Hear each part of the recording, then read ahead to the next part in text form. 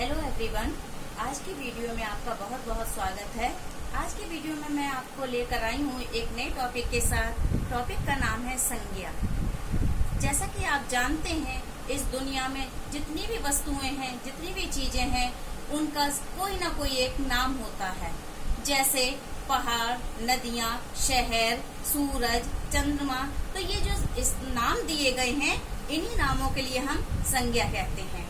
तो आज मैं आपके लिए संज्ञा क्या होती है, संज्ञा की परिभाषा क्या है, संज्ञा के भेद क्या हैं, इन सब के बारे में मैं आपको बताऊंगी विस्तार से। तो हम शुरुआत करते हैं आपकी आज की संज्ञा से। संज्ञा, संज्ञा जिसे हम नाउन भी कहते हैं। संज्ञा की परिभाषा है किसी व्यक्ति, वस्तु, स्थान, प्राणी, गुण, भाव आदि के नाम को संज्ञा कहती हैं।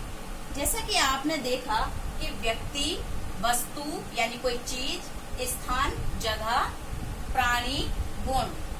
अब एक एक करके हम इन्हें क्लियर करेंगे। सबसे पहले व्यक्ति यानी व्यक्तियों के नाम।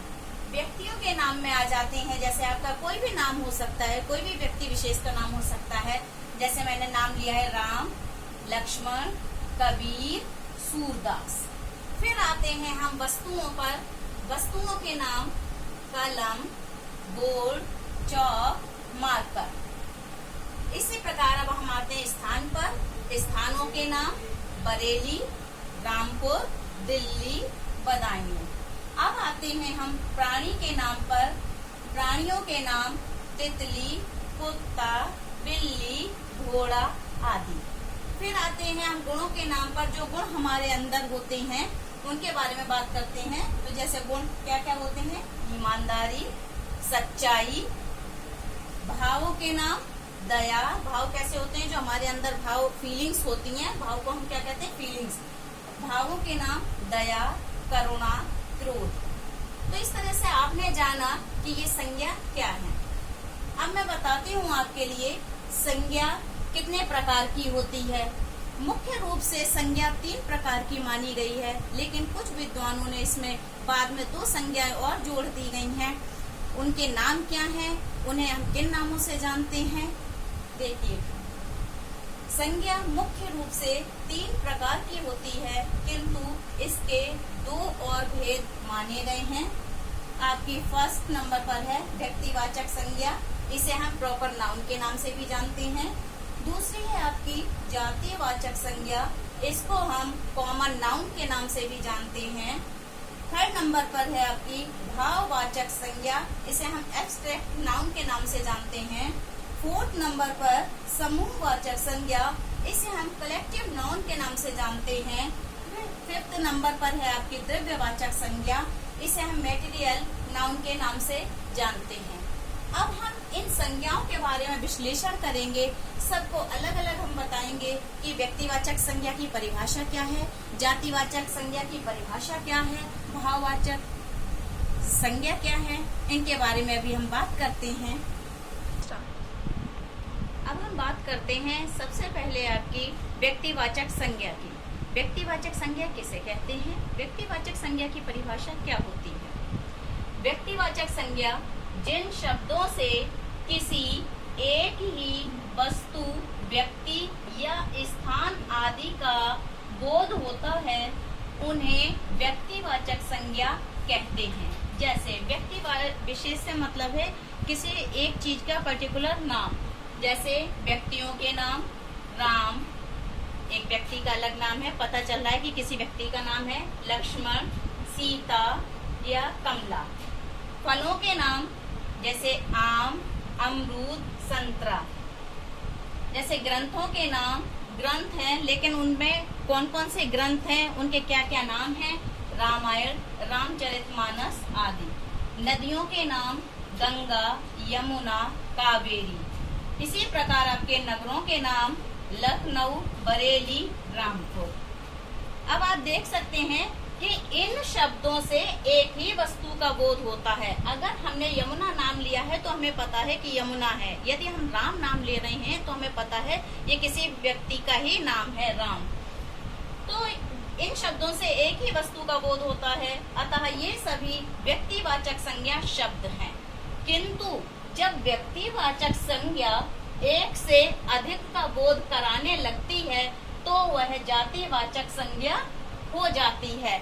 जैसे ये आपको दो उदाहरणों के माध्यम से मैं आपको बताती हूँ। पहला उदाहरण है आपका, आज के युग में जयचंदों की कमी नहीं है। आप भी जानते हैं जयचंद एक व्यक्ति विशेष का नाम है, किसी व्यक्ति का नाम है जयचंद, लेकिन यहाँ इस उदाहरण में जब ये नाम आया है कि आज के युग में जयचंदों की कमी नहीं है। दूसरा उदाहरण, हर घर में विभीषण पैदा नहीं होते हैं। तो यहाँ पर जो जयचंद और विभीषण नाम है, ये विश्वासघाती लोगों का प्रतीक है। ये एक गद्दार और विश्वासघाती लोगों के लिए बता रहे हैं, उन शब्दों के लिए बताया जा रहा है, उनका बोध कराया जा रहा है कि विश्वासघाती लोग हैं। अब बात करते हैं जातिवाचक संज्ञा की। अभी हमने बात की थी आपसे व्यक्तिवाचक संज्ञा के बारे में, अब मैं आपको बताऊंगी जातिवाचक संज्ञा के बारे में। जातिवाचक संज्ञा क्या होती है? जाति से किसी वैसी जाति का मतलब नहीं है, जाति का मतलब है किसी बहुत सारी चीजों का बोध कराना, एक जैसी चीजों का। जातिवाचक संज्ञा समझने का प्रयास करते हैं। जिन संज्ञा शब्दों से किसी एक ही प्रकार की अनेक वस्तुओं का बोध होता है उन्हें जातिवाचक संज्ञा कहते हैं। जब एक ही जैसी अनेक वस्तुओं का बोध हो तो उन्हें हम जातिवाचक संज्ञा कहते हैं। जैसे पहाड़, पशु, नदियाँ, शहर, पुस्तक, ग्रंथ, विद्यालय आदि। और अगर हम पहाड़ में ही अगर हम माउंट एवरेस्ट कहते हैं या हिमालय कहते हैं तो एक पहाड़ का हमने नाम ले दिया, वो बन गया आपका व्यक्तिवाचक संज्ञा। ये पशु है, अगर पशु में हमने कह दिया गाय, बैल, तो वो आपकी व्यक्तिवाचक संज्ञा बन जाती है। लेकिन यहाँ एक ही जाति का बोध हो रहा है तो ये जातिवाचक संज्ञा है। अब बात करते हैं हम आपकी भाववाचक संज्ञा के बारे में। इसे समझने का प्रयास करते हैं। भाववाचक संज्ञा किसे कहते हैं? जिन संज्ञा शब्दों से किसी वस्तु के गुण, दोष, भाव दशा या अवस्था, स्वभाव आदि का बोध होता है उन्हें भाववाचक संज्ञा कहते हैं। अब किस प्रकार कहते हैं? जैसे गुण के अर्थ में आ जाइए तो गुण के अर्थ में भाववाचक संज्ञा सुंदरता, बुद्धिमत्ता। अवस्था के अर्थ में जवानी, बचपन, बुढ़ापा। दशा के अर्थ में उन्नति, अवनति, चढ़ाई। भाव के अर्थ में मित्रता, शत्रुता आदि। ये सब आपकी भाववाचक संज्ञा कहलाती हैं। अब बात करते हैं हम, जो दो संज्ञा रह गई हैं आपकी, समूहवाचक संज्ञा और द्रव्यवाचक संज्ञा। अभी हम बात कर रहे थे जातिवाचक संज्ञा की, अब हम 4 नंबर पर आते हैं आपके समूहवाचक संज्ञा की। समूहवाचक संज्ञा किसे कहते हैं, मैं इसके बारे में आपको बताने का प्रयास करूंगी। आइए समझने का प्रयास करते हैं।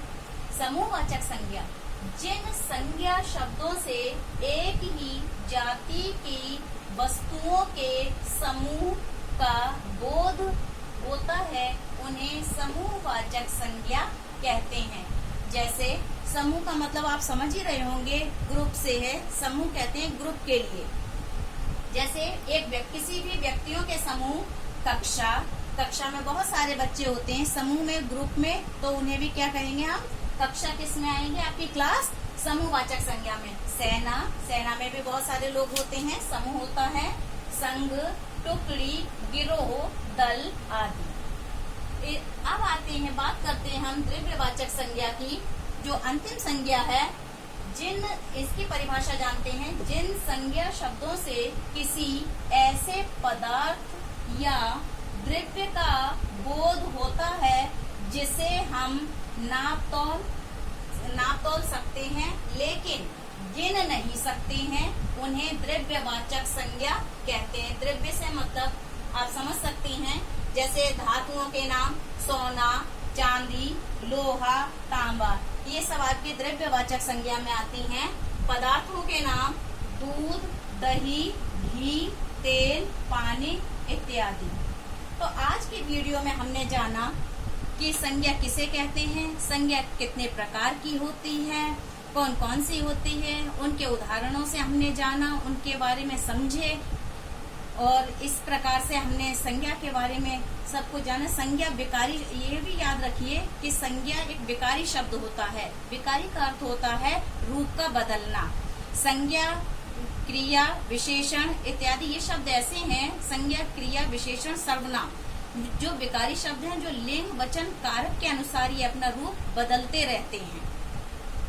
और आपको वीडियो कैसी लगी, आपको पसंद आई हो तो प्लीज शेयर कीजिए। धन्यवाद।